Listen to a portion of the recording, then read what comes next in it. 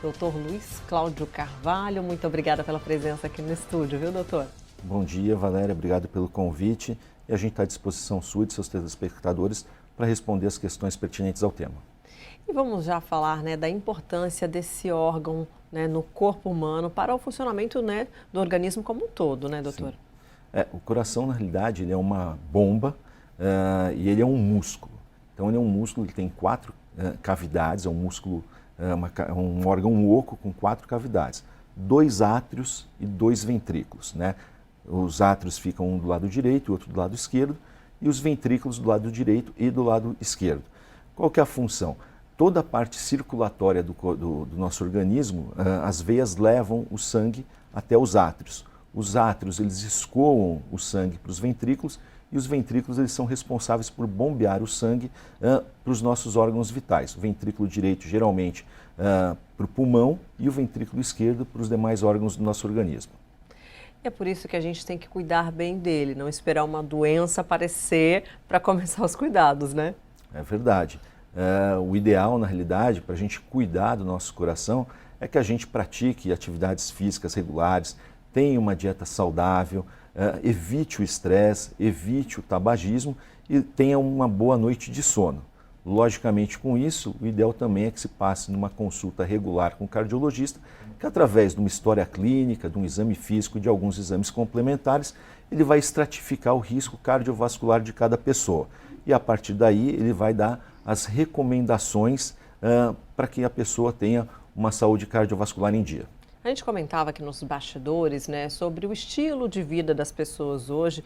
Realmente, muito trabalho, pouco tempo para se dedicar ao lazer, pouco tempo para se dedicar à alimentação e à atividade física. Tudo isso contribui para uma série de doenças e, claro, para as doenças cardíacas também, né? Sim, muitas das doenças cardiovasculares, elas são multifatoriais. Nós temos vários fatores de risco, Dentre eles, a gente pode falar pressão alta, o diabetes, o colesterol, o tabagismo, o sedentarismo, a obesidade, todos são fatores de risco para as doenças cardiovasculares. Então é fundamental que a gente controle cada um desses fatores de risco para que a gente não tenha nenhum evento cardíaco. E a gente está num mês do combate ao alcoolismo. Qual que é a relação, doutor, entre o álcool e o coração? Não tem muita aproximação aí não, né? Não, assim, o álcool, a gente sempre fala o seguinte, o álcool ele é uma droga lícita, socialmente aceita. Então a gente sempre que vai falar de álcool, a gente tem que ter um pouco de cuidado. Porque o álcool para o coração, ele tem os seus benefícios e os seus malefícios. Então o álcool utilizado em quantidades grandes, e é quando a gente fala em grandes quantidades, acima de 20 gramas de álcool por dia, isso já pode fazer com que se eleve a pressão, aumente a frequência cardíaca, predispõe a pessoa a ter alguns tipos de arritmia cardíacas. É um gatilho para arritmias cardíacas. Quando a gente mistura álcool com outras substâncias, como por exemplo um energético, você pode ter todos esses problemas e ainda mais você pode levar a um infarto, a uma morte súbita. Isso tudo está relacionado à mistura de álcool com outras substâncias. E isso que as pessoas dizem, tomar uma tacinha de vinho todo dia faz bem ao coração. Isso é mito, doutor? Não, não é mito. Existem estudos que comprovam isso. O vinho, principalmente o vinho tinto, ele tem flavonoides, que são substâncias antioxidantes. O que eles fazem? Os antioxidantes, eles ajudam na vasodilatação das artérias do coração e também evitam a deposição do colesterol ruim e melhoram o colesterol bom. Mas a gente sempre tem que ter um pouco de cuidado, como eu falei anteriormente, porque o uso crônico de álcool ele pode levar ao alcoolismo, ele pode levar a transtornos comportamentais. Qual que é o ideal? É que você tome no máximo 40 ml de vinho tinto diariamente. E isso, se a pessoa, por exemplo, ela tiver um triglicérides alto, vai aumentar o triglicérides dela. Se a pessoa for um diabético e tomar também mais bebida alcoólica, isso pode piorar o diabetes dela. Então, bebida alcoólica faz bem ao coração? Faz, mas é importante sempre ter a recomendação médica após uma avaliação de risco de cada paciente. E a quantidade é mínima, né? Isso, a quantidade ela é pequena. No máximo a gente pode utilizar 10 gramas de álcool por dia. Isso é a recomendação da Organização Mundial de Saúde. E o sal, doutor? O sal realmente não é recomendado? Então, o sal a gente pode, na realidade, fazer a utilização de sal diariamente. E, novamente, a recomendação da Organização Mundial de Saúde é que a gente ingira aproximadamente 5 gramas de sal por dia. Isso vai equivaler a 2 gramas de sódio. Problema, o brasileiro ele consome, em média, 12 gramas de sal diariamente. 12 gramas? Mais do que o dobro do recomendado. E o que acontece com isso? O sódio, em grande quantidade, ele vai reter líquido no nosso organismo. Retendo líquido no nosso organismo, ele aumenta o volume circulante de sangue na nossa circulação e aí os nossos vasos sanguíneos eles têm que fazer mais força para fazer esse sangue circular. Com isso você tem elevação da pressão arterial. E a pressão arterial alta é um dos principais fatores de risco para eventos cardiovasculares, como o infarto e o AVC, por exemplo. Então, quais são as principais doenças, né, que atingem o coração? No coração a gente tem várias doenças, né? A gente acha que vai poder falar um pouquinho das principais, que é o infarto agudo do miocárdio. O que é um infarto agudo do miocárdio? O coração, como eu lhe falei, ele é um músculo e ele é irrigado por artérias coronárias. Elas que vão levar o sangue para oxigenar esse músculo e levar os nutrientes para esse músculo. Quando você tem uma obstrução na coronária e essa obstrução ela é total, o sangue ele deixa de passar. Deixando de passar, aquela área do coração para onde ia aquela coronária para de receber o aporte de nutrientes e oxigênio. Com isso, aquele músculo ele vai começando a sofrer, ocorre uma isquemia e sequencialmente a necrose daquela parte do músculo se não receber o tratamento adequado a tempo. Essa é a principal, mas tem outras, Essa é a principal. né? Aí a gente pode falar a respeito das arritmias cardíacas, né? As arritmias cardíacas, o que são? É quando o coração ele sai fora do ritmo regular.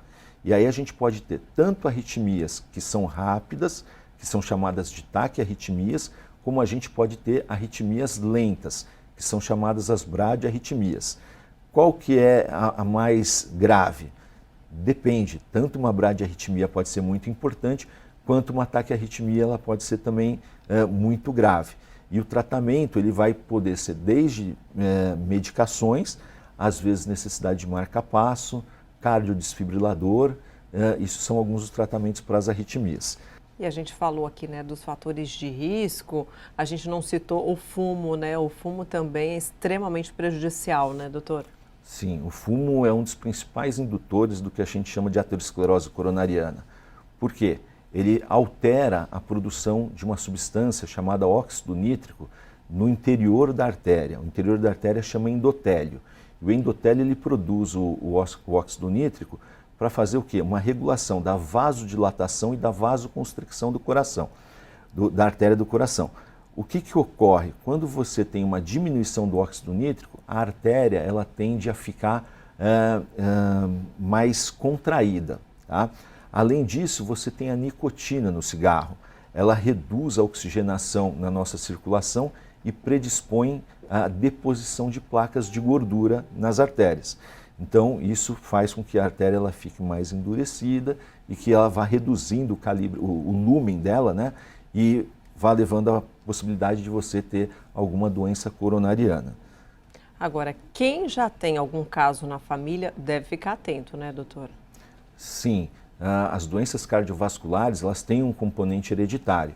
Então, principalmente aquelas pessoas que têm o pai que teve um evento coronariano antes dos 55 anos ou a mãe antes dos 65 anos, ela é uma forte candidata a ter uma doença coronariana. E até, a gente até já tive a oportunidade de fazer reportagens sobre isso, né? Até a saúde bucal, né, está relacionada também com a saúde do coração, né, doutor? Muitas pessoas acabam não se atentando a esse detalhe, né? Sim, por isso que na realidade tem um ditado que a saúde ela começa pela boca. Qual que é o problema? Às vezes quando você tem um problema gengival, uma gengivite, isso está relacionado a um processo inflamatório. Processos inflamatórios eles estão ligados à doença coronariana. Esse é um fator.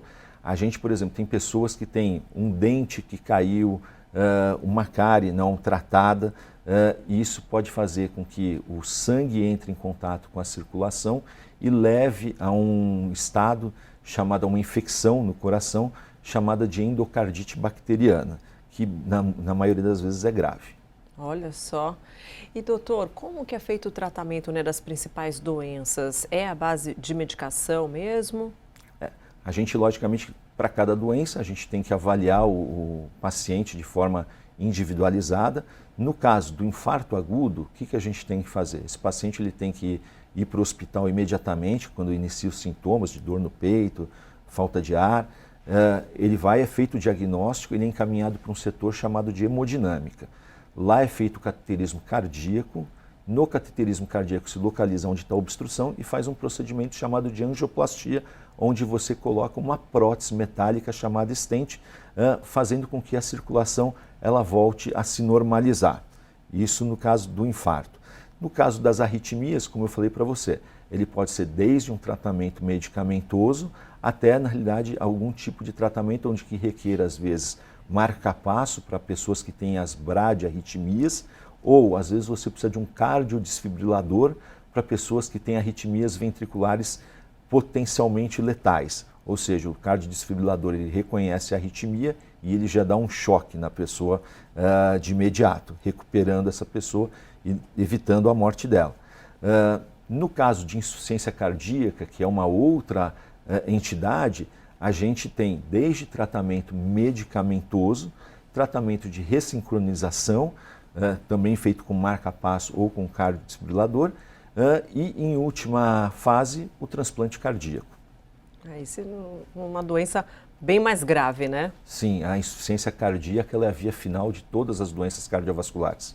Tá certo, doutor. Olha, muito obrigada pelo bate-papo e espero que o senhor retorne mais vezes para dar mais dicas e orientações para a gente aqui, viu? Muito obrigado, Valéria. E sendo convidado, a gente está sempre à disposição. Muito obrigado. Tá certo. Tenho certeza que quem está nos assistindo vai passar a cuidar melhor do coração depois dessa entrevista, doutor.